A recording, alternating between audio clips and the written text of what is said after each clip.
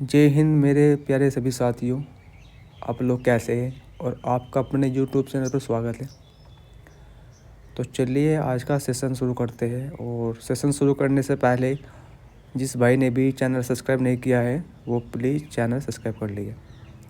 तो साथियों, हम देख रहे हैं अंकित भाटी की मैथ्स की बुक और सवाल नंबर हमने 49 कर लिया था और आज से हम सवाल नंबर 50 से आगे करेंगे। तो चलिए स्टार्ट करते हैं। और सवाल नंबर 50 में क्या बोला है, ए की आय बी की आय से 40% है, 40% कम है। यदि ए की आय में 25% की वृद्धि और बी की आय में 40% की वृद्धि होती है तो ए और बी की संयुक्त आय में प्रतिशत वृद्धि होगी। तो चलिए सवाल देखते हैं। CHSL सवाल, CHSL 2021। तो सबसे पहले ए और बी यहाँ पर लिख लेंगे, ए और बी। उसके बाद हम सवाल के अकॉर्डिंग काम करेंगे। तो इसमें क्या कहा है इसने बोला है कि ए की आय बी की आय से 40% कम है। तो सबसे पहले हम यहाँ पर 40% की फ्रैक्शन बना लेंगे जो कि 2/5 होगी। तो अगर बी की आय यहाँ पर 5 है तो ए की आय 2 कम यानी कि 3। ठीक है। तो अब इसको आसान बनाने के लिए आप इसको यहाँ पर 300 और यहाँ पर 500 बना दीजिए। ठीक है, 500 बन गया। अब सवाल में क्या बोला है आगे, सवाल में ये दिया है कि यदि ए की आय में 25% की वृद्धि हो जाए तो यहाँ पर ए हो गया। अगर इसकी आय में 25% की वृद्धि करेंगे तो कितना हो जाएगा भाई, ये हो जाएगा यहाँ पर 75 की वृद्धि। ठीक है। अब दूसरी लाइन में क्या कहा है इसने, अब दूसरी लाइन में बोला है कि बी की आय में 40% की वृद्धि होती है। तो अगर 500 का 40% निकालेंगे तो कितना आ जाएगा, यहाँ पर 200। ठीक है, अब यहाँ तक बात समझ गए। अब भाई क्या पूछा सवाल में हमसे, ए और बी की संयुक्त आय में प्रतिशत वृद्धि हुई तो इनकी आय कितनी हो जाएगी, आय होगी इनकी 800। अब 800 में 275 की वृद्धि होगी। यहाँ पर 800 का अगर हम 275 निकालेंगे मल्टीप्लाई 100 तो 100 से 8 बारी में और इस 8 से 8 या 24 4.38। तो ये जो हमारा आंसर निकल के आएगा ये आएगा 34.38%। ये हमारा आंसर ऑप्शन नंबर हमारा डी इसमें सही आंसर हो जाएगा। तो चलिए दोस्तों सवाल नंबर देखते हैं अब अगला। और सवाल नंबर 51 आ गया।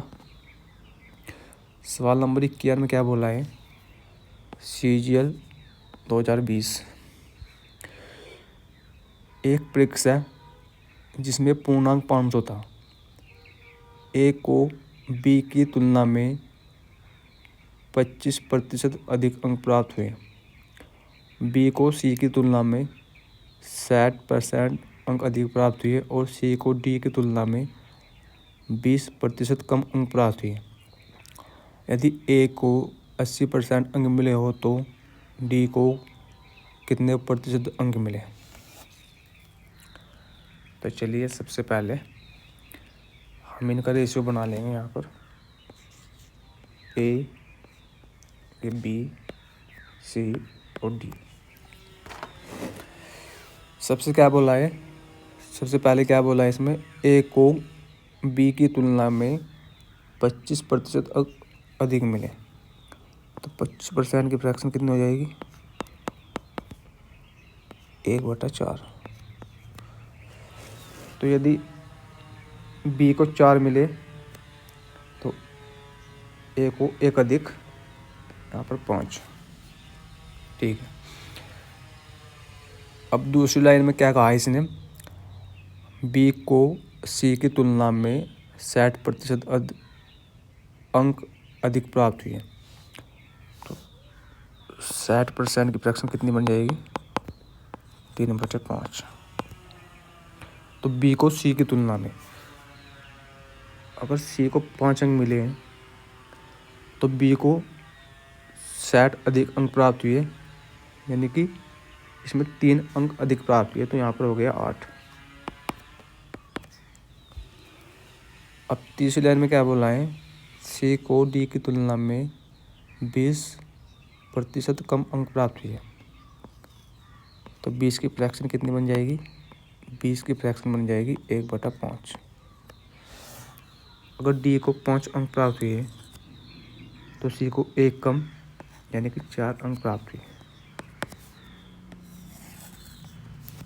अब यहाँ से इनका रेशियो निकाल लीजिए आप। यहाँ पर 5 आ जाएगा, यहाँ पर 4, यहाँ पर 4, यहाँ पर 4, यहाँ पर 8 और यहाँ पर 4। अब इनको मल्टीप्लाई कीजिए, 8 पंजे 40, 40, यहाँ पर हो जाएगा 160 ए, 32 चौका 128, 40, यहाँ पर 80 हो जाएगा, 25, यहाँ पर 100 हो गया भैया। ठीक है। अब सवाल में क्या पूछा है हमसे, यदि ए को 80% अंक मिले हो तो डी को कितने प्रतिशत अंक मिले। अगर ए को 160 अंक मिले, 160 अंक, और ये 160 अंक 80% के बराबर है, तो इससे ये कितना गुना ज़्यादा है, 1/2। ठीक है। अब डी को कितने मिले, डी को मिले 100 अंक। अब इस 100 का हमें 1/2 करना पड़ेगा, तो कितना जाएगा, 50%। हमारा ऑप्शन नंबर यहाँ पर सी हो जाएगा इसका करेक्ट आंसर। तो ठीक है दोस्तों, सवाल देखते हैं नेक्स्ट। और सवाल नंबर हमारा आ गया 52। तो 52 नंबर में क्या बोला है इसने, CGL 2020। चलिए, ए की आय बी की आय से, ए की आय बी की तुलना, ए की आय बी की आय से तुलना में 60% कम है, और ए का व्यय बी के व्यय के 60% के बराबर है। यदि ए की आय बी के व्यय के 70% के बराबर है तो ए और बी की बचत का अनुपात क्या है। मेरे प्यारे साथी, सवाल को आपको ध्यान से करना होगा बिल्कुल। तो यहाँ पर ए बन जाएगा और यहाँ पर बी। सबसे पहले इनकी इनकम निकाल लेते हैं, कितनी है इनकम। ए की आय बी की आय से तुलना में 60% कम है। तो 60% की फ्रैक्शन कितनी हो जाएगी यहाँ पर, 3/5। अगर बी की आय 5 होगी तो ए की आय 3 कम हो जाएगी, ए की आय हो जाएगी 2। ठीक है। अब दूसरी लाइन में क्या बोला है इसने, ए का व्यय बी के व्यय के 60% के बराबर है। तो यहाँ पर ए और बी की वैल्यू निकाल लीजिए, कैसे निकलेगी देखिए। ए मल्टीप्लाई 100 यहाँ बराबर बी मल्टीप्लाई 60 के बराबर है। तो ये 5 से चले जाएगा, ये यहाँ 20 से चले जाएगा 5 बारी में, और ये 20 से चले जाएगा 3 बारी में। तो ए बराबर 3 हो जाएगा और बी बराबर हो जाएगा भाई 5। तो ये हो गया इनका खर्च। ए की वैल्यू 3 हो गई और बी की वैल्यू हो गई यहाँ पर 5। अब आगे क्या बोला है इसने, यदि ए की आय बी के व्यय के 70% के बराबर है तो ए और बी की बचत का अनुपात कितना है। ए की आय कितनी होगी 100, बी के 70 के बराबर है। तो यहाँ से भी ए और बी का रेशियो निकल जाएगा आपका 5, सॉरी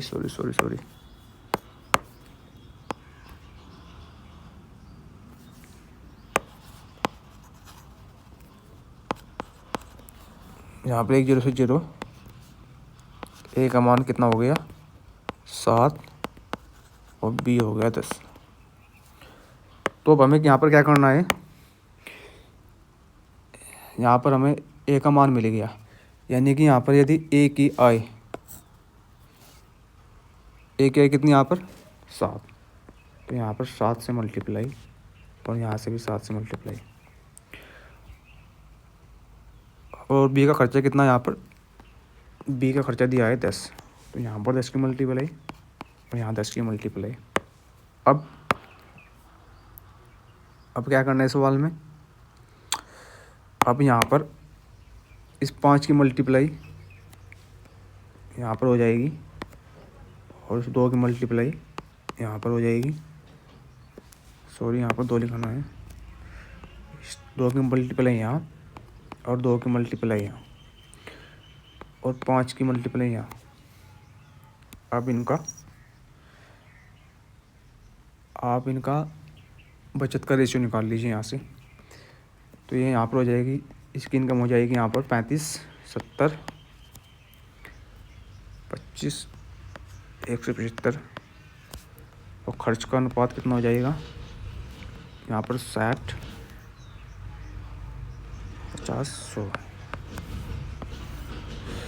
अब इस इनकम में से अगर आप इसका खर्चा घटा देंगे तो यहाँ पर बचत का अनुपात निकल के आ जाएगा। तो ये हो जाएगा 10, हो जाएगा 75। अब 5 से चले जाएगा 2 बारी में और ये चले जाएगा 15 बारी में। अब यही हमारा आंसर होने वाला है फाइनल।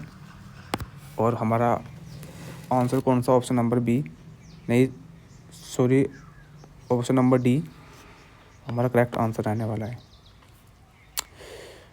तो ठीक है दोस्तों, अब सवाल नंबर देखते हैं 53। और सवाल नंबर 53 में क्या कहा इसने, ए की आय बी की आय से 50% अधिक है। यदि ए की आय में 40% की वृद्धि हुई और बी की आय में 90% की वृद्धि हुई तो उनकी संयुक्त आय में प्रतिशत वृद्धि होगी। सीजल 2019। तो चलिए इसको फटाफट बनाते हैं। ए अपर ए हो जाएगा बी। ए की आय बी की आय से 50% अधिक है, तो 50% की फ्रैक्शन 1/2। तो यहाँ पर अगर बी की आय 2 है और ए की आय 1 अधिक यहाँ 3, तो इनको आप बना लीजिए 300, यहाँ पर 200। इससे आपका सवाल आसान बन जाएगा। यदि ए की आय में 40% की वृद्धि, अब ए की आय में अगर 40% की वृद्धि करेंगे तो कितना हो जाएगा भाई 120, 40% की वृद्धि। और अगर बी की आय में 90% की वृद्धि करेंगे तो कितना हो जाएगा 180। अब सवाल में हमसे पूछा गया है कि उनकी संयुक्त आय में कितने प्रतिशत की वृद्धि हुई। तो भाई जो उनकी पहले आय थी वो थी 500, और वृद्धि करने के बाद कितनी होगी 300। तो 500 पर 300 की वृद्धि मल्टीप्लाई 100, तो यहाँ पर बन जाएगा ये 2 जीरो से 2 जीरो, और 5 से चला जाएगा ये 20 बारी में, और हमारा आंसर हो जाएगा यहाँ पर 60%। Answer option number C is correct answer. तो ठीक है दोस्तों, आज की क्लास हम यहीं पर रोकते हैं। तो धन्यवाद।